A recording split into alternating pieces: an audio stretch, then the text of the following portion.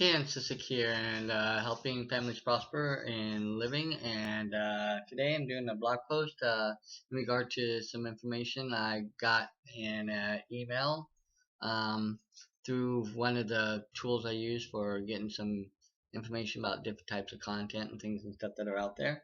Today, one of the ones that showed up was that about LinkedIn and them having reached a milestone here recently, and I actually went to the blog post, and it talks about the milestone they reached was their millionth post, referring to like a blog post or something of that nature, which I did not know and realize. Yes, I do have a LinkedIn account. I do post periodically on there. It's not one of the main ones I use or go to very often, but in realizing that they reached that milestone, that it might be one to hit because one, you're dealing with a lot of people who are professional and stuff and things like that, who may be feeling trapped or looking for a way out or looking for something else that they might want to look into, venture into, to alleviate some things that they're feeling and going on in their lives,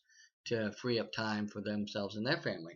So in this, I will be putting a link to that blog post.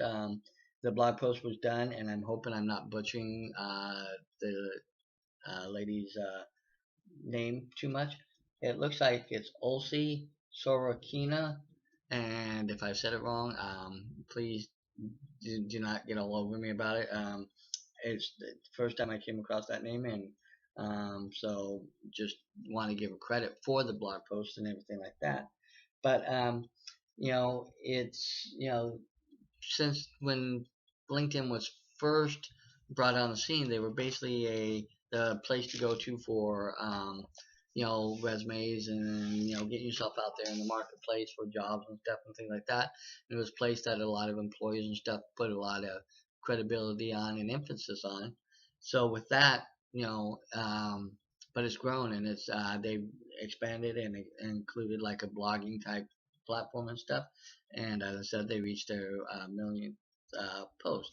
So in that, but they went over some of the five basic steps, or she went over some of the five basic steps, which are things I've covered before for regular blogging type of things, but they're just good to go over and just reiterate because they make sense, and they apply here because being a blogger myself and having my what I do in my blogging, it just helps me realize that this is another valuable tool and another spot I can get my content out there.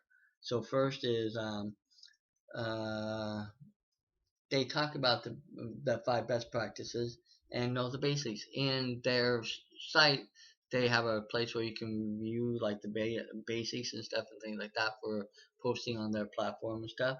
And they say it's called the ABCs of using the platform.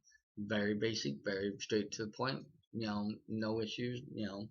And it's great. I think I might have looked at it maybe way back when I first realized I could post and stuff, things like that. But I understand a lot of the basics and everything myself. But for anybody, it's always a good review, and I suggest that you do it. Two, they talked about including an eye-catching header as always. Eye capturing headers are very important. It helps draw a person's eye to it and make them stop and take notice of it, and then that they may want to look at it and read. So with that, they recommend for on their platform 700 by 400 pixels. They also talk about that Pulse, which I think is their thing that kind of tracks and targets what's being posted and everything on there. That for best results, they find that posts under 1,000 words do the best and rank the best. They make the suggestion that if you want to do a more in-depth post, assuming like Neil Patel, who talks about doing bigger and longer posts, they make a valid point. Do a short excerpt or condense it with a click-through link to your actual site or blog post, which to me, I like that idea because I want to get people on my own site, on my own stuff, so where they can see what I have to offer and what things I might have available or to give them or stuff or to share with them. So on that, I like that idea. I think that's a very good idea is to, keep it to the point and what you need to give, and then have them click through to your stuff. On this one, I probably won't because I'm doing a video and trying to get through this as quick as I can. Um, then it talks about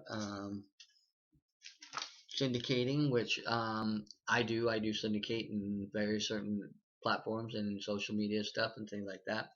And I agree also here that syndicating, but don't overdo it. You don't want to put yourself on so many sites that the search engines kind of see it as just so much duplicate stuff that um, but you want to place it in good, high level, high traffic, stuff where it's going to get seen, and people will have a more opportunity to click on it. Therefore, giving you the backlinks and giving you the links that are linking, clicking through to read your content, and hopefully seeing whatever you have to share or offer or give them, or just the information that you have.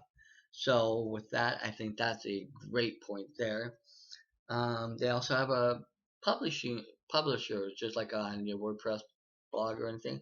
There's a little publisher thing. You can go in and republish older content or refresh it and make it new, which is another good way to keeping it relevant and up to date. And if you found you got a lot of response on something, it might be good to go back and revisit and maybe either repost it or change it up and reincorporate and put in a new blog post. So with that, I think that's a great nice little tool that they have. Um, and then uh, oh, then they talk about tapping. Sorry, I couldn't read my notes. I had a hard time just scribbling as I read through the blog post. I actually read through the blog post, took my notes for it. So they talk about uh, tap into the topics of interest. And so on LinkedIn, they say education. Uh, oh, I can't remember the other two. There were a couple others they mentioned that are good ones, and they seem to be have a lot of interest and a lot of traffic on them. But just because you may not be listed as one of the big pulse ones doesn't mean people aren't there and aren't interested in your stuff. So go ahead and put it out there. See what you get and see if you can't maybe even draw people in and grow an audience that way. So that's uh, the tool number 4. And then they talk about learn from other best performing content in your industry, in your niche, in whatever. In there, just like on any platform, there are things that have outstanding people, outstanding bloggers, outstanding information and content. So kind of look and see and learn from them and learn what they're doing and pick up the little things, or maybe even get in touch with them and ask them what do they do, how they do it. So with that, I think I covered 5 main basic ideas. I think that's what they covered too. Once again, this is just an overview. If you want to get to the blog, I will include a link on my stuff here. So as always, helping families prosper and living and make it a simply simple day. And thanks. I'll talk to you later. Bye.